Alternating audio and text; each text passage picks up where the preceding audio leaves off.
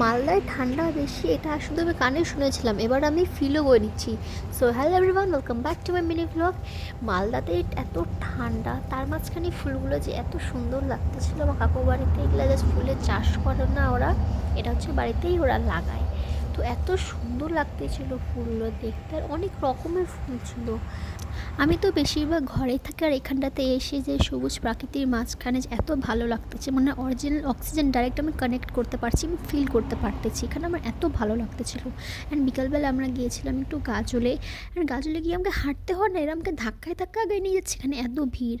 আর ওখানটাতে গিয়ে আমরা স্ট্রবেরি নিয়ে এনেছিলাম গাইস, এই দেখো একটু খেয়ে নিচ্ছি আমরা, খুব টেস্টি ছিল এগুলো। এখানে এটা কি চালাকি করেছিল, উপরে 4-5টা বেশি দিয়ে দিয়েছিলো, ভিতরে সব মানে ছোটো ছোটো স্ট্রবেরি ওগুলা দিয়েছিল।